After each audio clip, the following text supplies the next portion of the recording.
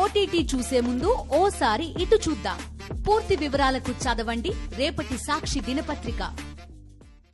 విజయవాడలోని వైఎస్ఆర్ కాలనీ ఇంకా జలదిగ్బంధంలోనే ఉంది. వరద బాధితులను రక్షించేందుకు బోట్లు, ట్రాక్టర్లు రాకపోవడంతో థర్మాకోల్ బాక్సులనే బోట్లుగా చేసుకుని చిన్నారులను సురక్షిత ప్రాంతాలకు తరలిస్తున్నారు. ఇదే అంశంపై మరింత సమాచారం మా ప్రతినిధి అశోక్ రెడ్డి అందిస్తారు. పడవలు పెట్టాము, ట్రాక్టర్లతోటి మనుషుల్ని తరలిస్తున్నామని చెప్పేసి వరద ప్రభావిత ప్రాంతాల్లో అధికార పార్టీకి సంబంధించినటువంటి నేతలు చెప్తున్నారు. కానీ ఇక్కడ పడవలు ఉన్నాయా ఏమున్నాయా అనేది కూడా దీన్ని చూసి అర్థమవుతుంది. సంవత్సరంన్నర పాప, చిన్న పాప బిక్కుమంటూ చలి పెడుతూ 4 రోజుల పాటు అదే నీళ్ళలో నానిపోయినటువంటి పాప ఒకసారి చూసుకోవచ్చు. నిజంగా ఈ ప్రళయానికి కారణమైనటువంటి వ్యక్తులు ఎవరైతే ఉన్నారో పాలకులకి నిజంగా పాపం దాక్కుతుంది. ఎందుకంటే ఒక సంవత్సరంన్నర పాప చూసుకోవచ్చు, ఊయల్లో ఉండాల్సినటువంటి పాప ప్రస్తుతం ఏదైతే ఐస్ మామూలుగా చేపలు స్టోర్ చేసేటువంటి ఐస్ బాక్స్ ఏదైతే థర్మాకోల్ బాక్స్ ఉంటుందో ఆ థర్మాకోల్ బాక్స్లో 2 పిల్లల్ని తీసుకొచ్చి తండ్రి తీసుకొని సేఫ్గా బయటపడేందుకు ప్రయత్నం చేస్తున్నటువంటి పరిస్థితి. అందులో ప్లేస్ లేకపోవడంతో 2 చిన్న పిల్లలు కూడా అందులోనే ఉన్నటువంటి పరిస్థితి. ఒకసారి మాట్లాడదాం. చెప్పండి, 4 రోజుల పాటు ఇదే అవస్థలా అండి? ఇదే అవస్థలన్నా. ఒక 5 రోజుల నుంచి లోపలే ఉన్నాము. నిన్న వాటర్ తగ్గింది అనగానే ఉండిపోయాము. ఇది వాటర్ ఫ్లోటింగ్ పెరిగిపోతుంది, లోపల పెరిగిపోతుంది, ఇబ్బంది అయిపోతుంది బాగా. సరే, మనం అంటుంటాం కానీ పిల్లల్ని చూస్తే మాకే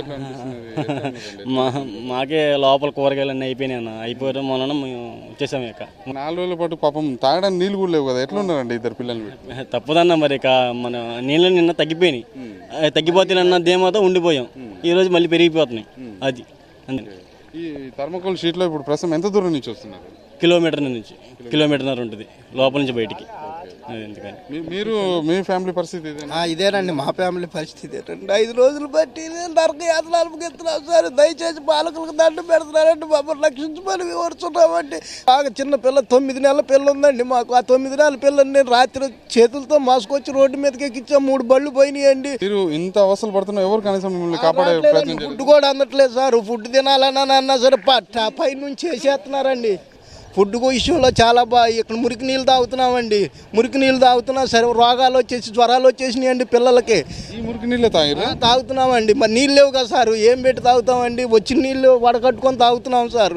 ఇక్కడ వరదలో ఉన్నటువంటి వాస్తవ దృశ్యాలు సాక్షి చూపించేటువంటి ప్రయత్నం చేస్తుంది. గత 4 రోజుల నుంచి కూడా ప్రభుత్వం సంబంధించినటువంటి అధికార వర్గాలకు సంబంధించినటువంటి అధికారులు కావచ్చు, పాలకులకు, ఎమ్మెల్యేలు, ఎంపీలు, ఇతర ప్రజాప్రతినిధులు ఎవరు కూడా ఇక్కడ దర్శనం ఇవ్వకపోవడం. ఒకవేళ వచ్చినా కూడా ఆ నీళ్లు ఎక్కడైతే అంచు ఉంటుందో అంచు వరకే నిలబడి ఫోటోలు దిగి ఆ ఫోటోల్ని వాట్సాప్లలో, సోషల్ మీడియాలో వైరల్ చేసుకొని బాధితులకు సాయం అందిస్తున్నామని చెప్పేసి బయటి ప్రపంచానికి ప్రచారం చేసుకుంటున్నారు తప్పిస్తే ఇక్కడ ఉన్నటువంటి వాస్తవ దృశ్యాలు మాత్రం ఇవి. ఇప్పుడు శ్రీనివాసరావు, పాషం అశోక్ రెడ్డి, సాక్షి టీవీ, వైఎస్ఆర్ కాలనీ. విజయవాడలో బుడమేరు వాగుకు మళ్లీ వరద ఉధృతి పెరిగింది. ఏకలవ్యనగర్, ఊర్మిళ కాలనీ, విద్యాధరపురం, జోజినగర్ తదితర ప్రాంతాలన్నీ మళ్లీ ముంపుకు గురయ్యాయి. తగ్గినట్లే తగ్గి మళ్లీ వరద పెరగడంతో జనం భయాందోళనలు వ్యక్తం చేస్తున్నారు.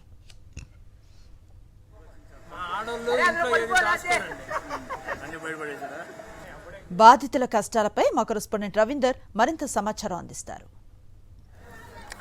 బుడమేరు ముంపు మళ్ళీ స్టార్ట్ అయింది. నిన్న మాట వరకు భారీగా వచ్చినటువంటి వరద నిన్న కాస్త తగ్గిందిలే అనుకుంటే మళ్ళీ రాత్రి నుంచి పెరుగుతూనే కనిపిస్తుంది. ఈ నేపథ్యంలో ఏకలవ్య నగర్తో పాటు ఊర్మిళ నగర్ తదితర ప్రాంతాలన్నీ ఇంకా నీట మునిగే ఉన్నాయి. జోజినగర్తో సహా మనం చూస్తూ ఉన్నాం.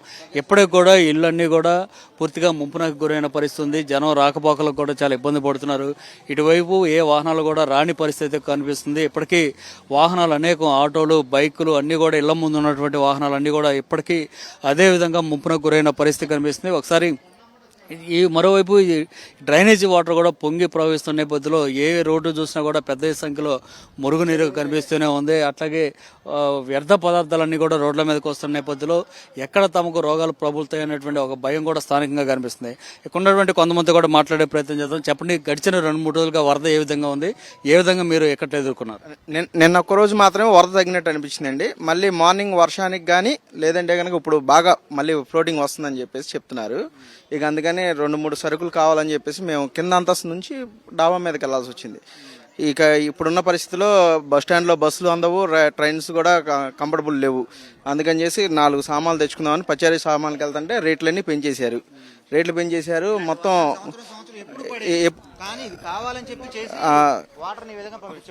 వాటర్ ఫ్లోటింగ్ బాగా పెరిగిపోయింది.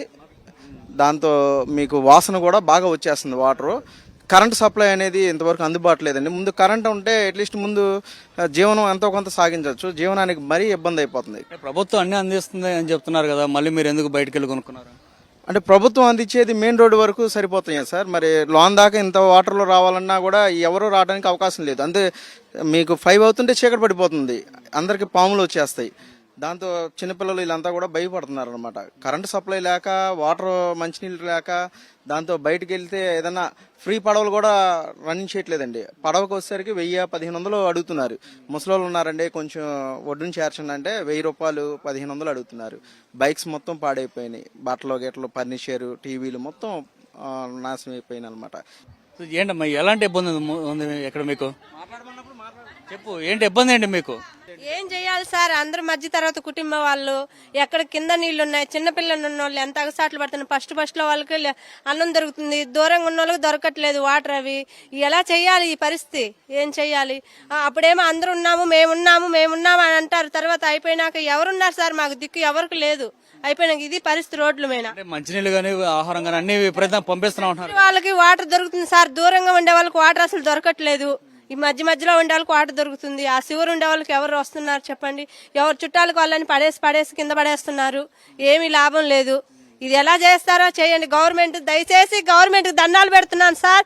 మీరు ఒక్కసారి వచ్చి మధ్య తరగతి కుటుంబ వాళ్ళకి చూడండి, ఒక్కసారి వచ్చి. అది సో ఇది పరిస్థితి. మధ్యతరగతి ప్రజలందరూ కూడా తీవ్ర ఇబ్బందులు పడుతున్నామని వీరు చెప్తున్నారు. ఏ రోజుకి ఆ రోజు పనులు చేసుకునేటువంటి వారంతా కూడా ఇక్కడ ఏకలవ్య కాలనీలో ఉంటున్నటువంటి పరిస్థితి. సో వీరందరూ కూడా తీవ్ర ఇక్కట్లయితే ఎదుర్కొంటున్నారు. ఈ రోజు కూడా వరద ముంపు ఇంకా తగ్గకపోవడంతో తాము ఎటుపోవాలో అర్థం కాని పరిస్థితి మాకు ఏర్పడిందని వీరంతా కూడా ఆవేదన వ్యక్తం చేసిన పరిస్థితి కనిపిస్తుంది. కెమెరా పర్సన్ సాయితో రవీందర్ రెడ్డి, సాక్షి టీవీ, ఏకలవ్య నగర్, విజయవాడ.